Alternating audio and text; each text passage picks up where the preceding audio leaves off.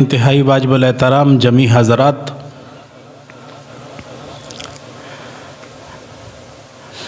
ایک موضوع جو انتہائی اس دور کے اندر ضروری ہے، فتنوں کا دور ہے۔ اہل سنت والجماعت کو باقی مذاہب کے عقائد سے الگ کرنا اور لوگوں کو اہل سنت والجماعت کے متعلق اپنے عقائد بتانا، یہ اس دور کی ضرورت ہے۔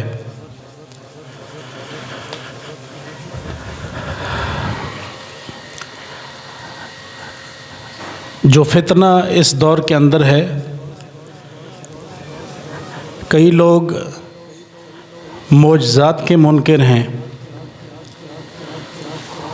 اور کچھ لوگ کرامات کے منکر ہیں۔ حالانکہ کہنے میں وہ اہل سنت ہے، خصوصاً ہمارا یہ جو اسکول کالج کا طبقہ ہے، یہ اس چیز سے بالکل بے خبر ہیں، اور یہ ہمارے ممبر کا حق بنتا ہے، بلکہ فرض بنتا ہے کہ ممبر سے اس کی وضاحت کی جائے کہ اہل سنت کا عقیدہ کیا ہے۔ امام ساوی رحمۃ اللہ علیہ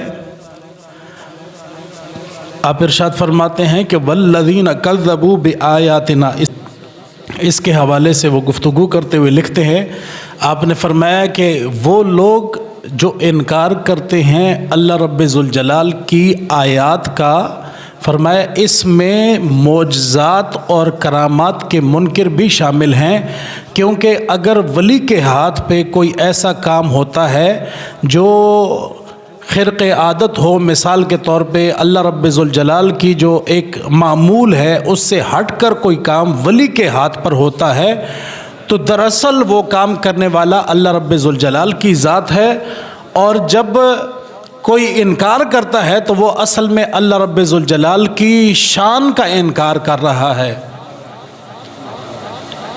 کیونکہ مؤثر حقیقی تو اللہ رب ذوالجلال کی ذات ہے۔ بے شک وہ امر یا وہ کام اس وقت کسی نبی یا کسی ولی کے ہاتھ پہ ہو رہا ہے، لیکن اصل میں کرنے والا کون ہے؟ اللہ رب ذوالجلال ہے۔ معجزہ کسے کہتے ہیں؟ کہتے ہیں کہ اس دور کے اندر جب نبی موجود ہو اور لوگ مخالفین نبی کے خلاف سازشیں کر رہے ہوں، اور ان کی سازشوں کو توڑنے کے لیے اللہ رب ذوالجلال جو نبی کے ہاتھ پر کوئی ایسا کام جو انسان کے دماغ اس کو تسلیم نہیں کرتا، اور رب ذوالجلال کی عادت اور آپ اللہ رب ذوالجلال کے معمول کے وہ خلاف ہو وہ کام، تو اس کو معجزہ کہا جائے گا، اور وہ کرنے والا مدعی نبوت ہوگا۔ جو نبوت کا دعویٰ کرنے والا ہے وہ جب ایک ایسا کام کرے گا جو اللہ رب ذوالجلال کے معمول اور اللہ رب ذوالجلال کی عادت کے خلاف ہوگا، اور دشمنوں کو جواب دینے کے لیے، ان کو مبہوت کرنے کے لیے، ان کو زیر کرنے کے لیے، ان کے مقابلے کے لیے جب نبی کوئی ایسا عمل کرے گا تو اس کو معجزہ کہا جائے گا۔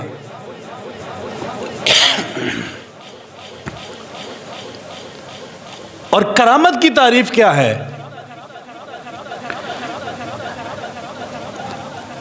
کہ ایک ایسا شخص جو دعویٰ کرتا ہے ولایت کا، حالانکہ اس کی زبان سے نہیں ہوا، اس کا عمل، اس کا کردار، اس کی شخصیت وہ ولایت والی ہے، اس کو رب ذوالجلال کی طرف سے ولایت ملی ہے، اس کے پاس دعویٰ نبوت نہیں ہے، وہ دعویٰ ولایت پہ ہے، وہ کسی نبی کا امتی ہے، نبی پر ایمان رکھتا ہے،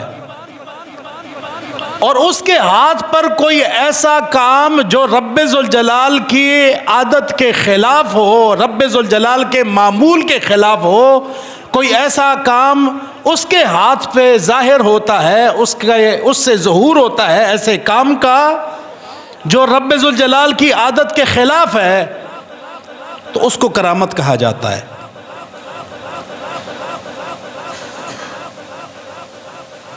اب یہ دو باتیں ہیں، کرامت اور چیز ہے، معجزہ اور چیز ہے۔ معجزہ وہ ہے جو نبی کے ہاتھ پر ہو، کرامت وہ ہے جو ولی کے ہاتھ پہ ہو۔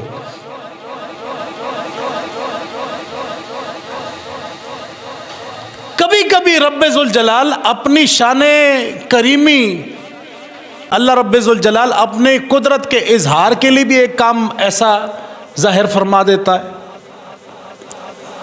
وہ کبھی نبی کے ہاتھ پہ ہوگا، کبھی ولی کے ہاتھ پہ ہوگا۔ اس کے اندر نہ وقت کی ضرورت ہے،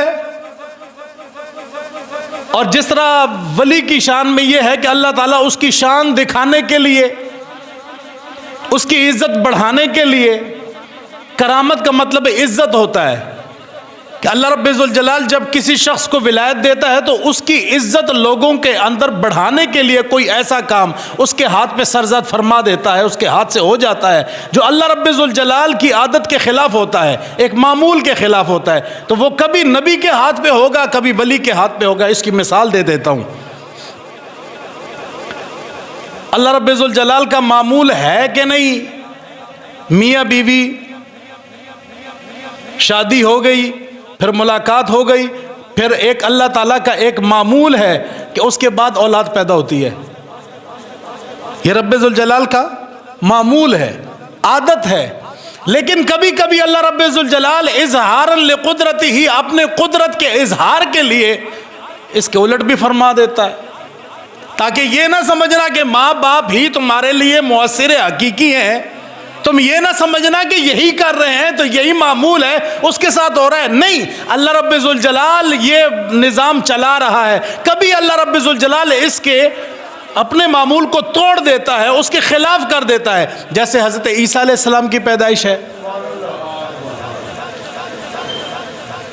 یہاں حضرت عیسیٰ علیہ السلام نبی ہیں، لیکن وہاں پہ کوئی آپ کے خلاف نہیں کھڑا، بلکہ اللہ رب ذوالجلال کا ایک معمول ہے، اس کے خلاف اللہ رب ذوالجلال بتا رہا ہے کہ ٹھیک ہے، تم یہ نہ سمجھنا کہ اللہ رب ذوالجلال کی قدرت ہے، یہ ایک نظام چل رہا ہے، ایسا ہوگا، لیکن کبھی کبھی اللہ رب ذوالجلال اپنی قدرت کا اظہار فرماتا ہے، ٹھیک ہے یہ نظام چل رہا ہے، لیکن ہم ہیں، ہماری مرضی ہے جب اس کو تبدیل کر دے۔ آگ کا کام جلانا ہے یا نہیں؟ نیک جائے اس کو بھی جلائے گی، کوئی گناہگار جائے اس کو بھی جلائے گی، کیونکہ آگ کا کام ہی جلانا ہے۔ لیکن کبھی کبھی اللہ رب ذوالجلال اپنی عادت کے خلاف فرما دیتا ہے۔ حضرت ابراہیم علیہ السلام کے لیے آگ کے اندر جنت تیار ہوئی یا نہیں ہوئی؟ یہ رب ذوالجلال کی مرضی ہے، وہ با اختیار ہے، کوئی اس کے اختیار کو وہ جو ہے نا وہ یہ نہیں کہہ سکتا کہ وہ بے اختیار ہے، معاذ اللہ۔ وہ اپنی قدرت کے اظہار کے لیے جب چاہے جو چاہے کر ڈالے۔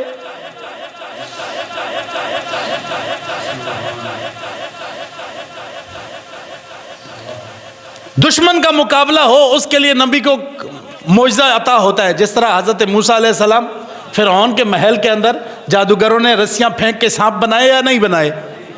حضرت موسیٰ علیہ السلام نے اپنا عصا پھینکا تو وہ بڑا اژدہا بن گیا، سارے سانپوں کو میں نگل لیا، یہاں تک کہ فرعون کے محل کو یوں منہ ڈال دیا اس نے۔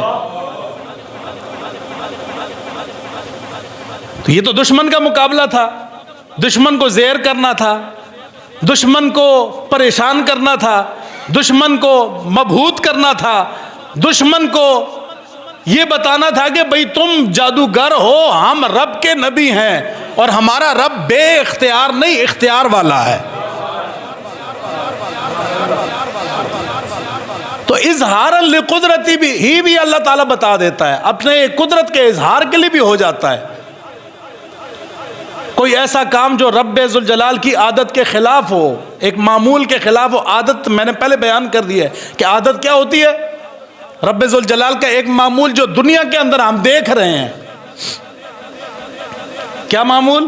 کہ اولاد کیسے پیدا ہو رہی ہے، نکاح ہوتا ہے، عورت رخصت ہوتی ہے، اکٹھے رہتے ہیں، پھر اس کے بعد جناب اولاد پیدا ہوتی ہے۔ اب یہ ایک معمول ہے دنیا کا، لیکن یہ معمول رب ذوالجلال اس کا محتاج نہیں ہے۔ رب ذوالجلال جب چاہے اس معمول کے خلاف کر دے، رب کسی کا پابند نہیں ہے۔ اب ہمارے ہاں ایک فرقہ ہے، آپ یہ سمجھ لیں، ان کو ہم معتزلہ کہتے ہیں، معتزلہ۔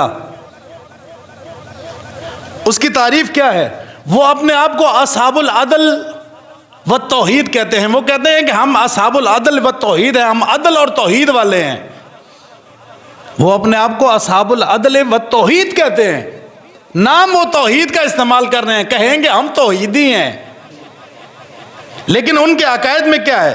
وہ کہتے ہیں کہ اللہ رب ذوالجلال پر واجب ہے کہ وہ گناہگار کو جہنم میں ڈالے، اللہ رب ذوالجلال پر واجب ہے کہ وہ نیک کو جنت میں ڈالے، اطاعت گزار کو جنت میں ڈالے، یہ اللہ پر واجب ہے۔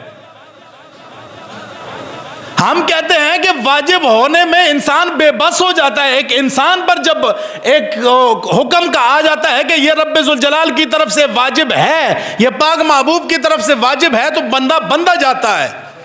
اور رب ذوالجلال کے لیے یہ لفظ بول رہے ہو؟ ہم تو یہ کہتے ہیں عدل کرے وہ کہ تھر تھر کمن اچیاں شانہ والے، فضل کرے تے بخشے جاون میں جے منہ کالے۔ رب ذوالجلال بے بس نہیں ہے، رب ذوالجلال محتاج نہیں ہے، رب ذوالجلال کمزور نہیں ہے۔ نام وہ اپنے آپ کو یہ کہتے ہیں کہ ہم اصحاب العدل و توحید والے ہیں۔ جس طرح یہ انجینئر بھی کہتا ہے نا، وہ کہتا ہے کہ جی توحید بیان ہوگی، گستاخی تو ہوگی۔ رب ذوالجلال کی شان ہے ایک ہی وقت میں ایک ہی واقعے کو دو مختلف انداز میں پیش کر دے،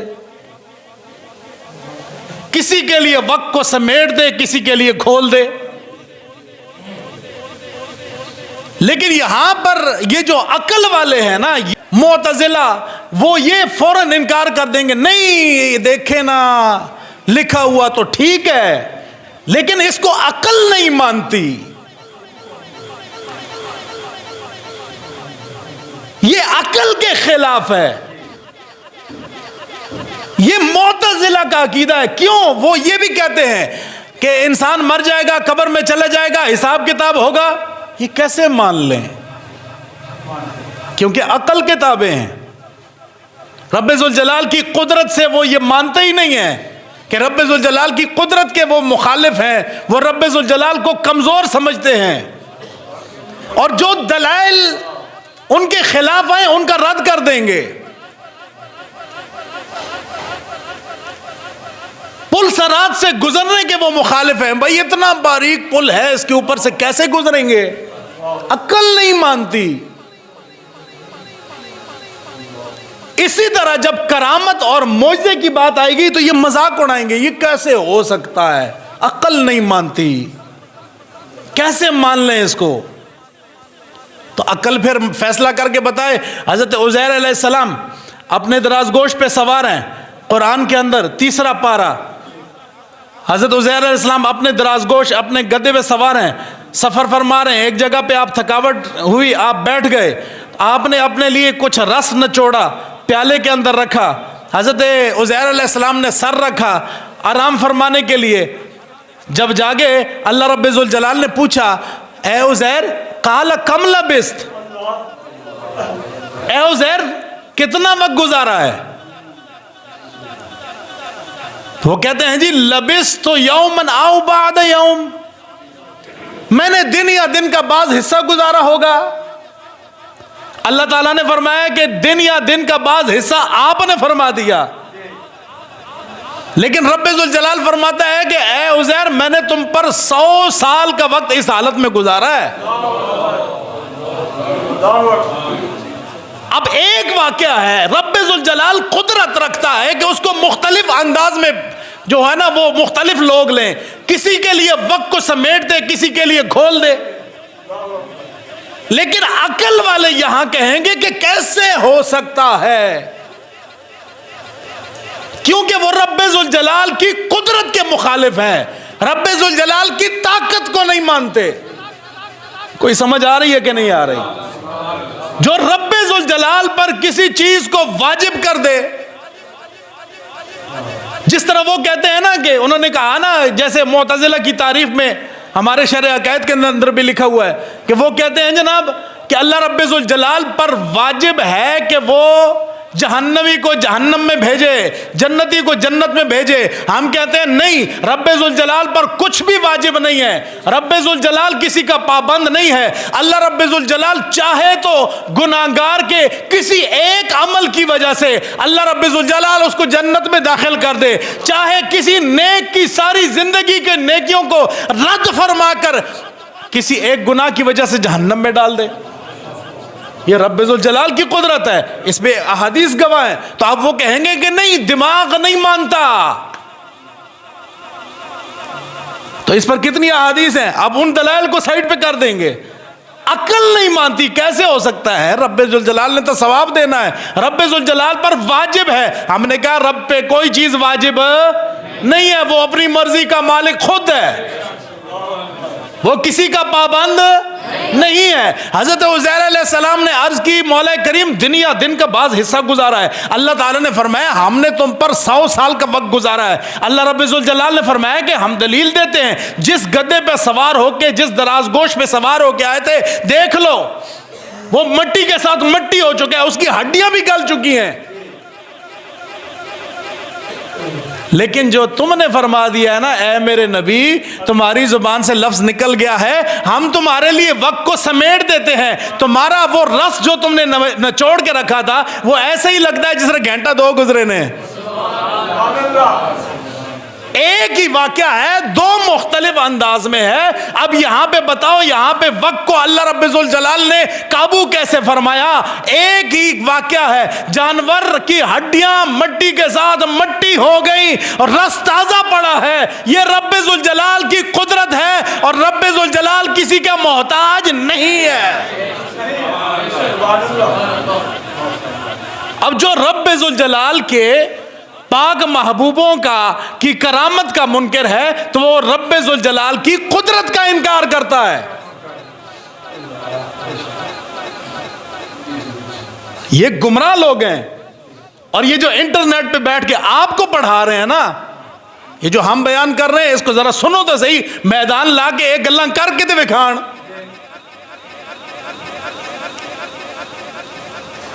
اچھا ایک ہی واقعہ ہے، 2 انداز میں ہے، کسی کے کہیں پہ وقت کو سمیٹ دیا گیا، کہیں پہ وقت کو کھول دیا گیا، یہ رب کی مرضی ہے۔ اب کوئی ولی ہوا میں اڑے، یہ رب کی قدرت ہے، کوئی سمندر پہ چلے، یہ رب کی قدرت ہے۔ تم رب کو بے بس سمجھتے ہو؟ اچھا مجھے بتائیے، حضرت مریم علیہ السلام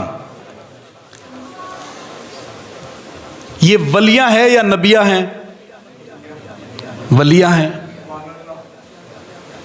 کیونکہ نبی مرد ہو سکتا ہے، عورت نبی نہیں ہو سکتی۔ اچھا یہیں پہ ایک بات آگے سمجھیے کہ جس طرح میں نے پہلے عرض کیا، حضرت مریم علیہ السلام کے پاس حضرت جبرائیل علیہ السلام آئے تو وہ الگ ہو چکی تھی عبادت کے لیے، وہ اپنی عبادت میں مصروف تھی، حضرت جبرائیل علیہ السلام آ گئے تو جب انہوں نے دیکھا انہوں نے کہا بھئی یہ مرد کہاں سے آ گیا ہے، بڑا طاقتور اور بڑا خوبصورت ہے، یہ آ کہاں سے گیا ہے؟ میں تو اللہ کی نیک بندی ہوں، عبادت میں مصروف ہوں، کہاں سے آ گئے ہو؟ نے کہا جی میں اللہ کے طرف سے بھیجا ہوا رسول ہوں، اللہ کی طرف سے بھیجا ہوا قاصد ہوں۔ لِأَهَبَ لَكِ غُلَامًا زَكِيًّا، میں آپ کے پاس اس لیے آیا ہوں کہ میں آپ کو دوں ایک پاک بیٹا۔ لِأَهَبَ لَكِ غُلَامًا زَكِيًّا، لِأَهَبَ لَكِ، یہ نہیں کہا کہ رب دے گا۔ انٹرنیٹ پہ بیٹھ کے ایاک نعبد و ایاک نستعین ہی پڑھ رہا ہے بار بار کہ دیکھو ہم اللہ سے مدد چاہتے ہیں، اے اللہ ہم تیری ہی عبادت کرتے ہیں، تجھ سے ہی مدد چاہتے ہیں، تو جب تجھ سے ہی مدد چاہتے ہیں تو مدد بھی تو ہی کرے گا، مطلب اختیار تیرے پاس ہے۔ یہاں پہ حضرت جبرائیل علیہ السلام آپ نے فرمایا کہ لِأَهَبَ لَكِ غُلَامًا زَكِيًّا، میں تمہیں دوں گا۔ تے ہن انہاں دے کول بچہ کوئی گود وچ سی، سبحان اللہ، سمجھ رہے ہیں کہ نہیں؟ یہ سورہ مریم کے اندر ہے۔ جس بندے نے یہ واقعہ نہیں سنا ہوگا تو اب وہ پریشان ہوگا، کیوں؟ عقل نہیں مانتی۔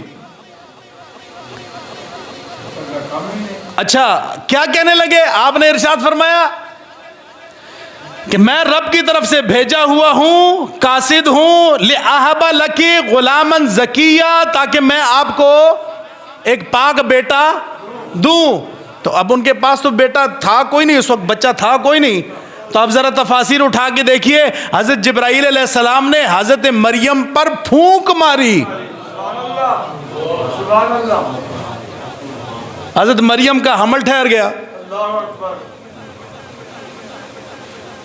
یہ کون کر رہا ہے؟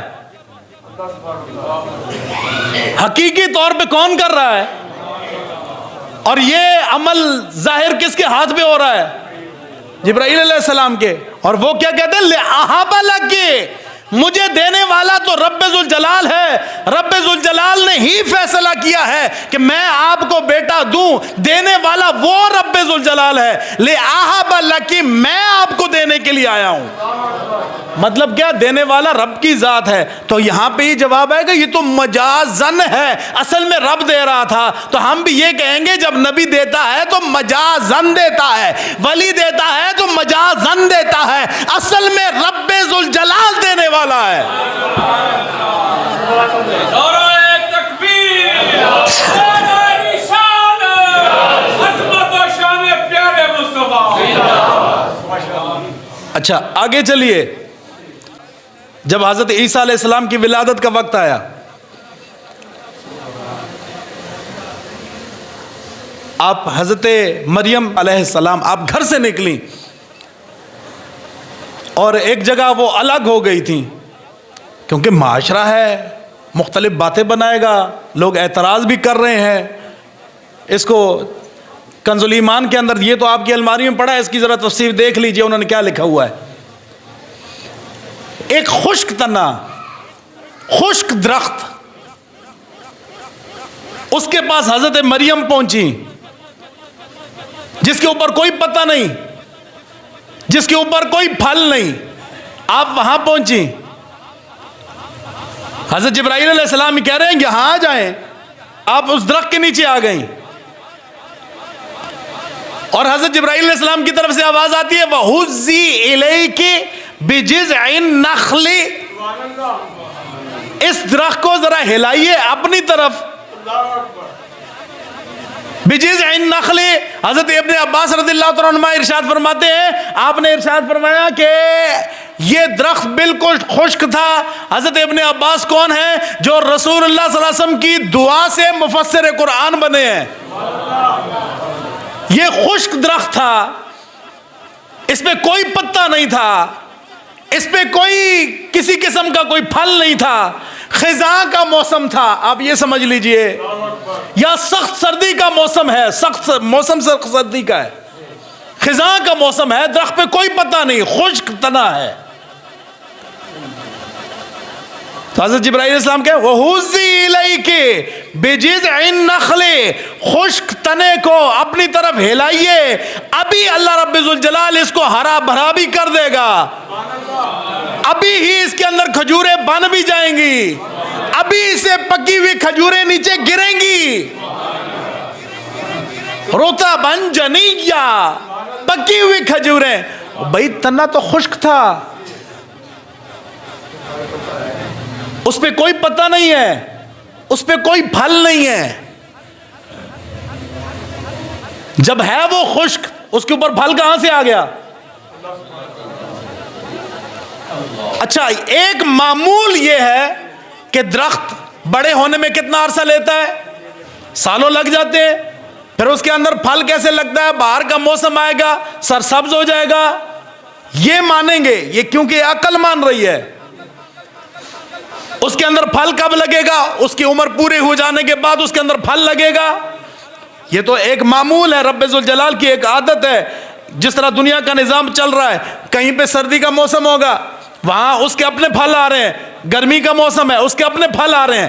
لیکن وہ درخت بڑا ہونے میں کتنا وقت لیتا ہے, اس کے اندر پتے لگنے میں کتنا وقت لگتا ہے, اس کے اندر پھل آنے میں کتنا وقت لگتا ہے. لیکن یہ ہمارے لیے ہے. کبھی اللہ رب ذوالجلال, میں نے عرض کیا نا کہ کبھی رب ذوالجلال اپنی قدرت کے اظہار کے لیے, اپنی قدرت کے اظہار کے لیے جب چاہے جیسا چاہے کر دے, اس سے کوئی پوچھنے والا نہیں. درخت اسی وقت جو خشک تھا, اس کے اندر پتے بھی آئے, اس کے اندر پھل بھی لگا, پھر پھل پکا بھی. کتنا وقت لگا؟ آنے واحد میں. نعرہ تکبیر, نعرہ رسالت, نعرہ حیدری, تاجدار ختم نبوت, تاجدار ختم نبوت, تاجدار ختم نبوت. اب یہ گفتگو کہاں سے ہو رہی ہے؟ یہ قرآن سے ہو رہی ہے.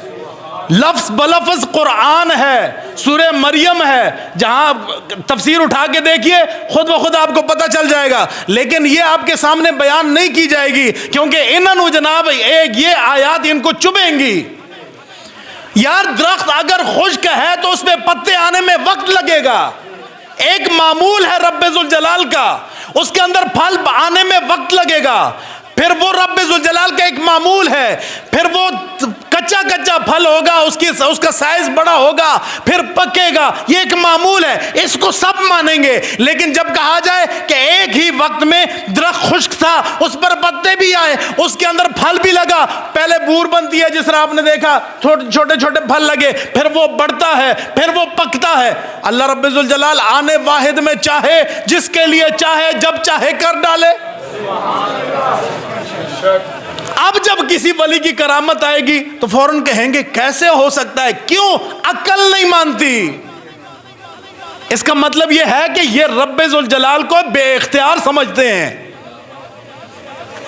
یہ کرامت کس کے ہاتھ پہ آ رہی ہے؟ حضرت مریم علیہ السلام کے. لیکن اصل میں کرنے والا کون ہے؟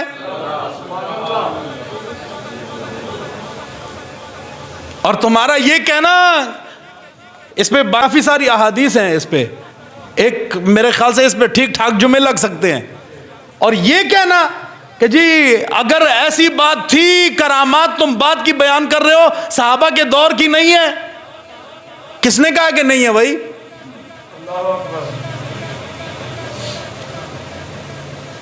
ذرا اٹھا کے دیکھیے اب البدایہ والنہایہ, اس کے اندر جو انہوں نے ترتیب وار لکھا ہے, کرامات ہیں یا نہیں, یہ میں ٹچ کرتا ہوں ابھی. وہ بیان کرتے ہیں البدایہ والنہایہ, یہ ہماری ایک مستند کتاب ہے تاریخ کی. اور اس کے اندر یہ نہیں کہ انہوں نے خود سے لکھا ہے, انہوں نے مضبوط روایات اٹھائی ہیں احادیث سے.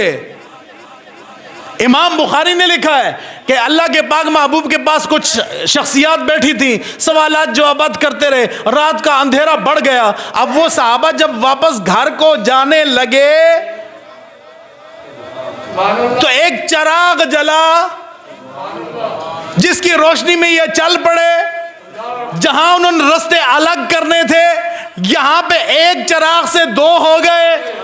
ایک طرف جا رہا ہے, دوسرا دوسری طرف جا رہا ہے. چراغ ان کے لیے روشنی کر رہا ہے. پاک محبوب کے پاس بیٹھے تھے. یہاں پر یہ ان صحابہ کی کرامت ہے یا نہیں؟ اس کو بیان امام بخاری کر رہے ہیں, کیوں نہیں بیان کر دے بھائی؟ کسی ولی کی کوئی کرامت آ جائے فوراً کہیں گے دیکھو جی کرامات بیان کر دیں. کرامات ہیں, احادیث کو ٹٹولو, بغض نکالو, حسد نکالو. ہم کسی ڈبے پیر کی تو بات ہی نہیں کر رہے, ہم اس ولی کی بات کر رہے ہیں جس کو غوث اعظم کہا جاتا ہے, جس کو داتا علی اجویری کہا جاتا ہے.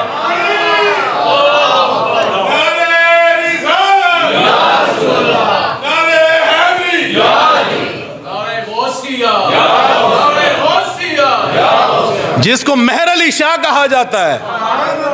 بھائی کرامات کیوں نہیں ہے؟ کرامات ہیں. اچھا اب کہیں گے کہ بھائی یہ تو ہم قرآن کے اندر ہے, ہم مان لیں گے. چلو مان لیں گے. تو میں نے کہا بھائی قرآن کس لیے آیا ہے؟ قرآن ایک اصول دینے کے لیے آیا ہے. قرآن اصول دینے کے لیے آیا ہے. قرآن اس کی تفصیل بیان نہیں کرتا. دیکھیے نماز کا حکم ہے نا قرآن کے اندر, بار بار آیا ہے واقیموا الصلاۃ واقیموا الصلاۃ واقیموا الصلاۃ. نماز کے اندر حکم موجود ہے, لیکن اس کی تفصیل کہاں ہے؟ احادیث کے اندر, قرآن کے اندر نہیں ہے. حدیث سے تلاش کرو, ٹھیک ہے. اب قرآن نے اصول دے دیا ہے. قرآن نے اصول یہ دیا کہ اگر حضرت مریم علیہ السلام ان کا ہاتھ لگتے ہی ایک خشک تنا وہ پتے بھی لے سکتا ہے, اس کے اندر پھل بھی لگ سکتا ہے, وہ پھل پک بھی سکتا ہے, اور پھر وہ حضرت مریم علیہ السلام کے پاس آ بھی سکتا ہے.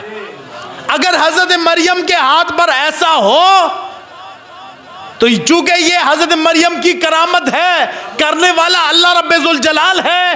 کرنے والا کون ہے بولو؟ کرنے والا کون ہے؟